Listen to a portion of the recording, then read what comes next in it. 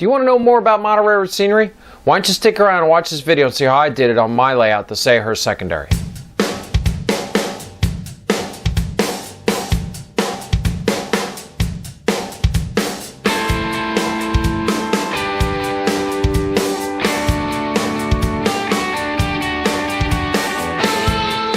Hello everyone, Joe from Central Jersey Conrail and Inscale. Welcome back. This is episode 4 of our scenery playlist. So, this video is getting out a little later than I expected, and that's, I had a couple little hiccups along the way. After we spoke last month, in October, I had a bunch of events scheduled coming up. Unfortunately, I came down with appendicitis, and, I had to go get that taken out.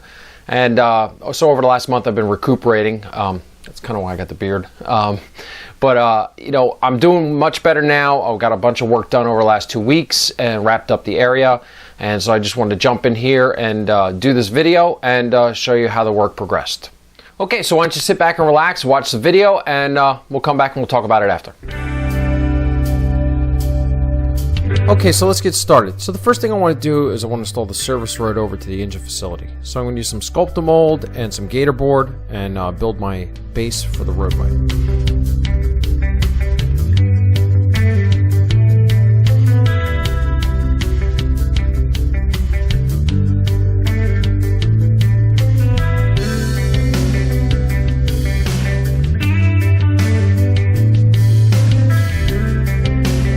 Okay, so now we're going to get started with the background building, putting it into the scenery.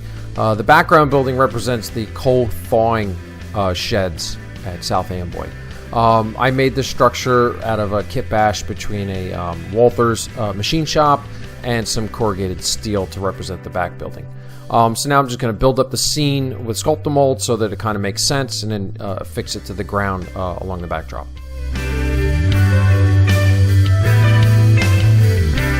So these sheds were there into the 80s and weren't torn down until after the facility was torn down. But at this point in the 80s, they were abandoned and had fallen into disrepair. There wasn't too many pictures of those buildings, so I kind of went off of similar buildings up in Newark and throughout the Pennsylvania Railroad system, and kind of got the flavor for how I wanted to look, and then based upon the historical aerial shot of the overhead.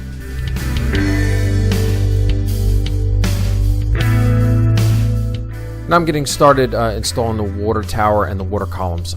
These relics were here right up to the end of the facility. They were leftovers from the steam days. What would happen is the Pennsylvania Railroad would use steam out of Bayhead up the New York and Long Branch to South Amboy, where they would change out for electrified locomotives for the trip into New York City. So there was water facilities and coaling facilities for their steam locomotives.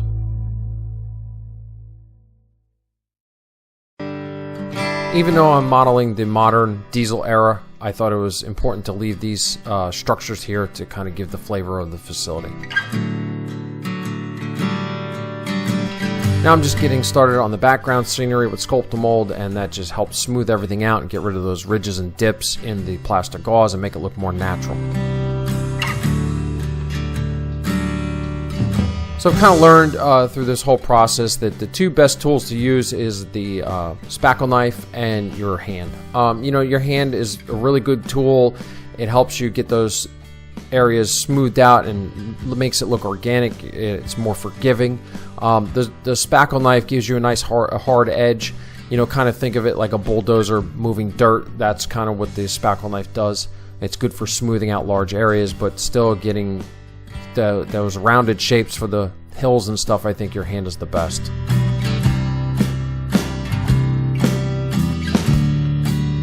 So we're getting started here on the yard office at Brown's Yard. When I looked at the facility a couple years ago, their office consisted of 2 construction trailers. I couldn't find anything suitable that I liked, so I opted for the BLMA yard office. I thought it was a good representation of that structure. And also we're going to make the little parking lot here.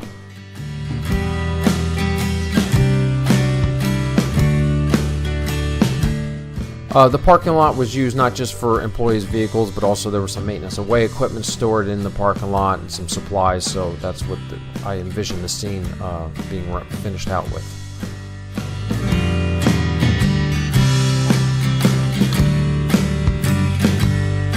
And we'll just take a pause here and let OJT 16 come through the yard.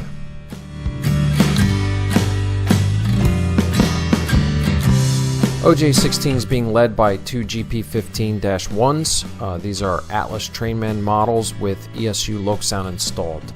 The orange juice cars are Conrail, and look for those in an upcoming video.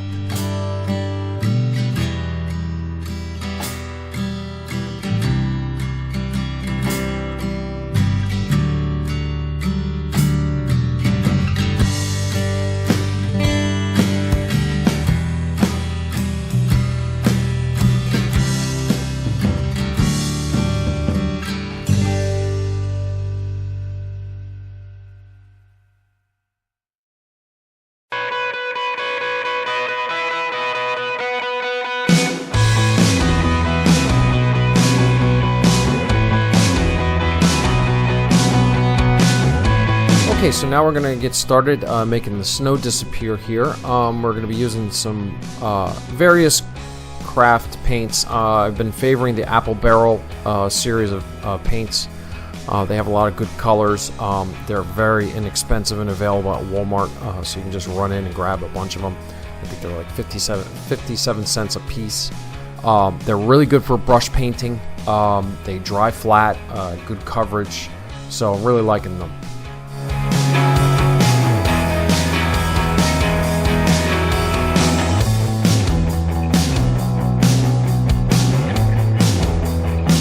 So I try not to use the same color browns throughout. I try to change it up, have patches, you know, because that comes from nature. If you look, the dirt isn't all the same color everywhere. You know, there is changes throughout. So, you know, just varying it up to give it a little more natural look.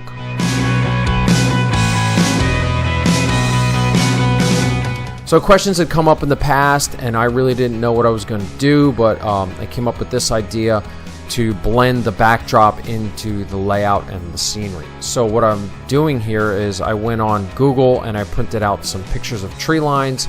I cut them out and I glued them onto the backdrop.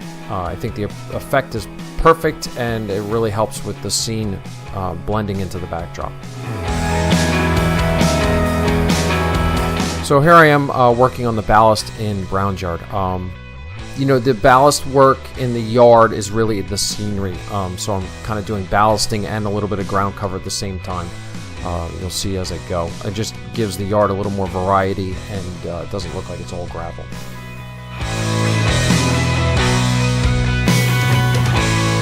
So the pictures I have from Brown's yard in '92 when I was out there, the yard looked like it was pretty well maintained, so the ballast looked pretty clean.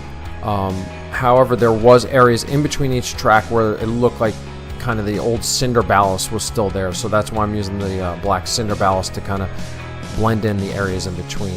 Not very prototypical, you would think, because, you know, cinder ballast is really from the steam era, but if you look in the pictures or when I was out there, it was there. So I think it adds more variety to the scene and kind of brings it all together. I also sprinkled in a little bit of dirt to represent some blank patches, you know, because it wasn't all ballast and green foliage. There was some dirt patches too, so that also adds to the scene. Here I am soaking everything down with just straight alcohol, and then I'll come back with matte medium, and this bottle here is a mix of 50-50 water and white glue in a spray bottle.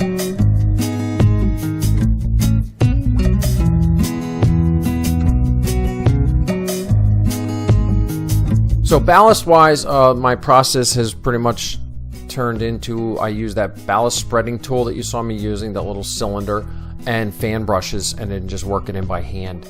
I switched ballast manufacturers. I stopped using the Woodland Scenics that we used over in Sayreville, and I went to a Scenic Express dark gray. I thought it was more suitable to the Conrail ballast. It looks more prototypical, and it's much finer material. It looks better when it's all done, so much happier with the ballast work now. This time around when I was doing the ballast, I paid a lot closer attention to making sure my flangeways were clear on the rails, and the frogs were clear. and it paid off benefits afterwards. There wasn't much cleanup and work to get the trains running smoothly. So yeah, just keep that in mind when you're doing your ballast. Keep it out of the flangeways and keep them frogs clear before you put them at medium down, and it will it'll work really good.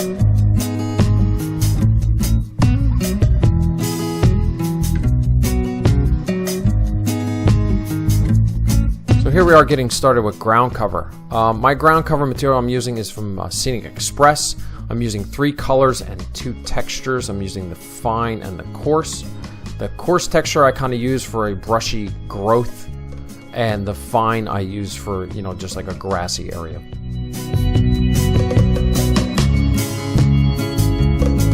I'm also using 2 blends from Scenic Express. I'm using their Deadfall for the forested areas. It's kind of a chunky black, like mixture of twigs and almost looks like mulch. And then I'm using the Unkept Meadow. And some changes to this scene.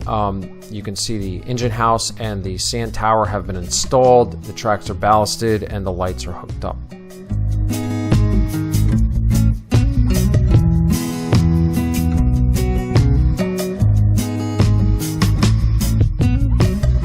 And here's an overview of the area that's completed. You can see there's a lot of different textures and colors, you know, and it blends it all in together. Also, I've used Woodland Scenic's ballast for the service road, and that is affixed down with matte medium. So the pictures I have at South Amboy, underneath the sand tower, it was just sand everywhere. It looks like there was a lot of spillage, so that's why there's just sand in there, and I ballasted the tracks with sand just to give that effect. The safety first sign was done by Greg Lukaco. I just, in a PDF format, I just cut it out and affixed it to the building with white glue.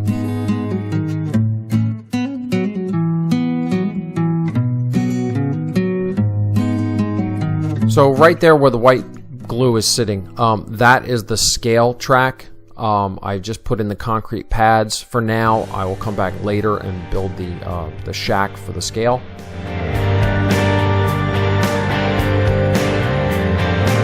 I had some Woodland Scenics trees that were given to me as a gift for Christmas by my cousins, and I just used those to use them as background filler trees up along the backdrop to block the view of the opening for the helix. So the area I'm working on now is going to be a big stand of trees, and I'll come back with some super trees to work in with those background trees to fill that whole area, and so you won't see it.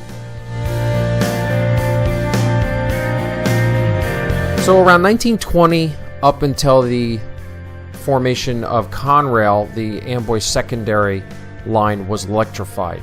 So what I've done is I've scratch built catenary line poles and installed them over the main here to represent that. Really liked the effect. They came out really good. There was a lot of conversation on Facebook about these, and I thank everybody for their input. So at this time, I've decided I'm not going to string any kind of lines. I'm going to just leave them the way they are, because any kind of lines I put in will just hinder operations during our op sessions. The poles themselves, I just drilled holes and glued them in. They are springy enough that the occasional bump, they just spring back up in place, so that's good. And if they break, they're very easy to make. It was just 3 pieces of I-beams and the 2 crossbars. And if they break off, I'll just pull them out and make new ones. So I have no problem with that.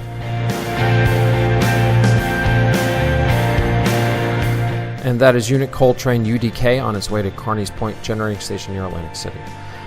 You know, I like just letting the trains run while I'm working. It's very relaxing.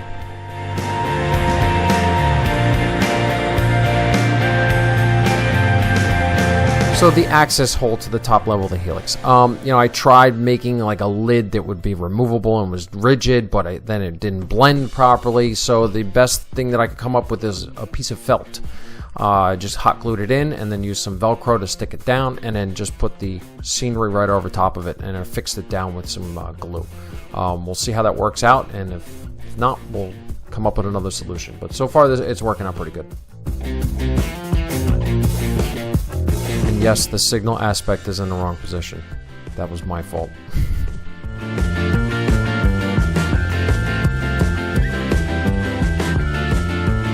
So up along the edge of the track and around the centenary poles, I'm using the coarse ground foam to kind of represent that big undergrowth brush that grows in the drainage ditches, and I really like the way it looks. It blends the scene together and it makes it look very realistic.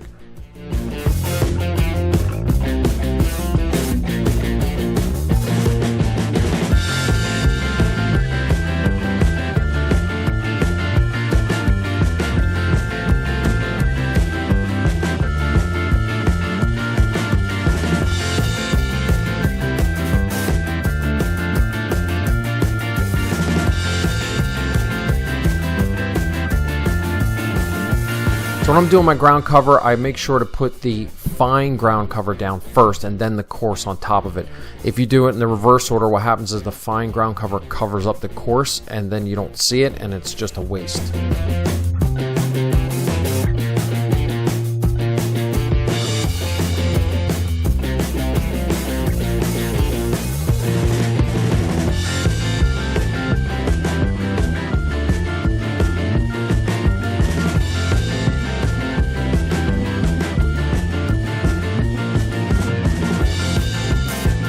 So what I really like about having a home layout versus having modules for in-track is that with the scenery, if you don't get it all affixed down, it's okay. As long as the majority of it's affixed down. If there's still some loose stuff, it's not going to fall off. The only problem is if you have to vacuum areas up, you may suck it up, but you can always go back and touch it up again.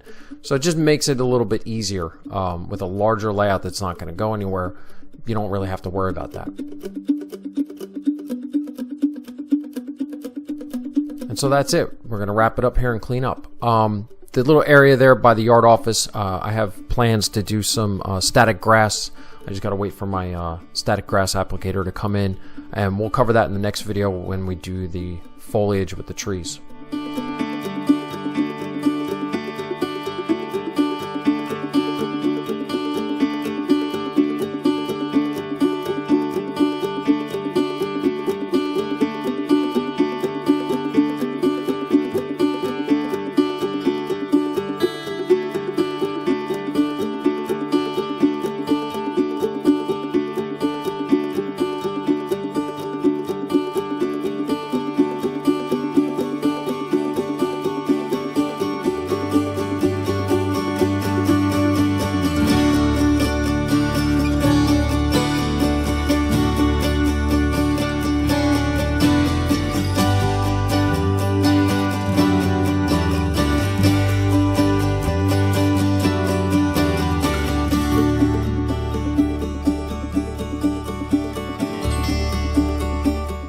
Okay, so there you go. That's how we did it. You know, the scenery is really starting to come together. I couldn't be happier. I'm very pleased with the way it's coming out. It's coming out just like the pictures that I've seen. Now, I know there's a lot of questions out there. You've all asked to see the pictures for the Amboy engine facility. Now, the problem is that they're all copyrighted, and none of the photographers or owners of the pictures have gotten back to me to give me permission to use them. So I kind of don't want to get involved with copyright infringements and stuff like that. So what I'm going to ask you to do is go over to railfan.net and use their search block and enter in South Amboy, and all pictures will pop up and you'll see the engine terminal. So that's the best way to see the pictures, and you know, so go check them out and you'll see that my vision of the engine house and the sand tower and how it all came together, and I think you'll get the picture. Now, the engine house and the sand tower were scratch built. Now, the sand tower, it was originally a coal dock that they converted it over. It was a standard PRR type design. Now, there's a lot of representations in HL scale, but there's nothing really in N scale. So I went ahead and scratch built it. Really happy with the way it came out. The domed lid was part of the hardest part of that. I used a PVC pipe and I used O10 plastic to make a dome with that cone shape. But you had to have the square cut out for the whole elevator portion. So really happy with the way it came out. The engine house was kind of the stumbling block in this section. You know, what happened was I laminated O40 plastic and O20 brick pattern, and when I did, the walls warped real bad. I kind of contemplated, you know, just scrapping it and starting all over, but then I was like, you know what, let me give it a shot. Maybe I can bend it, because it was still kind of very flexible. I got most of it out except for the ends. They still have a little bit, but you know what? I kind of went with it because I put a lot of work into it. The windows and all the extra detail of all the support columns and stuff. And in the end, I'm very, very happy with it. I made the choice of making a removable roof because I found in op sessions the operators were very they got confused, and they took the mock building off to see what engines were in the facility when they were making up trains. So this way I have a removable roof. It just pops off during the op session. I can put it aside, and then for photo ops I can put it back on. So I did a nice detailed interior. I put the shops in. I did the concrete floors and the safety striping. I even put a couple little posters up in there. So very happy with the way it came out. So the centenary support lines, like I talked about in the video, they came out really nice. Nice little touch. Really looks like Jersey freight railroad territory.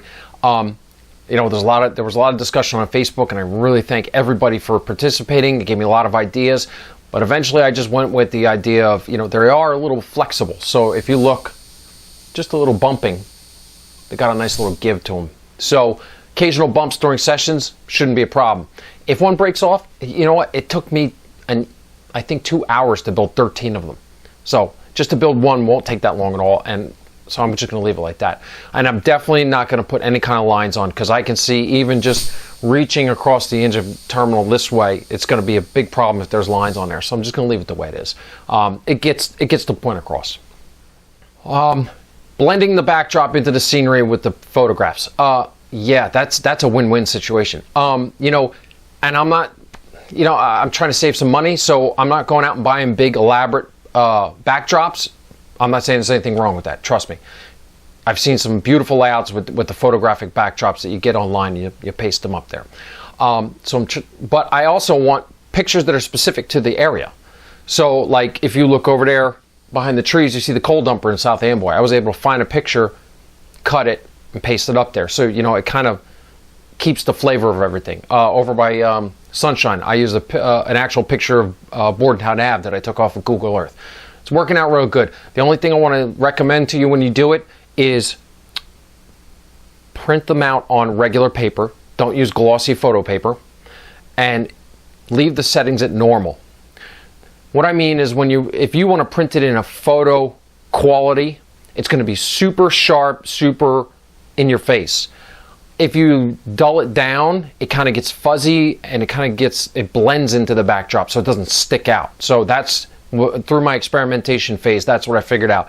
Plain paper, normal settings, and it kind of blends in. So around the Sunshine building, right in there, sorry, when I put the trees in, you won't see the edges of the photograph, so it'll blend in, and I'm really liking the way that's turning out. So what are we doing next? Got that little field area behind the yard office that needs to be done. Like I said in the video, we're going to do that with static grass. So I'm just waiting for all those supplies to come in. Next big step is going to be super trees. The box is just sitting right over there on the floor, off camera. It's already here. So as soon as I wrap up getting this video out to you, I'm going to get started on making super trees. And I'm thinking I got enough to, I think, make like 30 or 40. So I'm going to try and fit as many in here, because, you know, if you look at pictures of Jersey during the summertime, everything's overgrown, very lush, lots of trees. So I'm going to try and stuff it in and you know, fill it all in. So very excited for that. So that's going to be next video. Also, you know, because I was in the hospital, I had to delay the op session, so I'm bumping it to January. And same thing applies. We're going to same schedule and everything like that, and I'm going to stream in January from Sayreville. So you can look forward to seeing that next month. And then in January, we're going to get started on the little section out into the family room. Hopefully right after the super tree video, I can do a quick flyover, get the bench work up, the backdrop, and the sub-row bed, and then just go on. And I'm thinking maybe 2 or 3 videos and getting that whole little section done. So, you know, I kind of got a little burnt out from doing all the scratch building between Sunshine and the engine house and the sand tower. So I want to take a break from scratch building, and I'm pretty sure that Dayton and probably Jamesburg is going to be all kit bashed or kits. So the progress should go pretty quickly, and I'll be able to get you those videos, that little section, in 3 videos, I believe. So that's all I have for you this time. Thanks for watching, and we'll see you next time on Central Jersey, Conrail, and ISCO. Bye.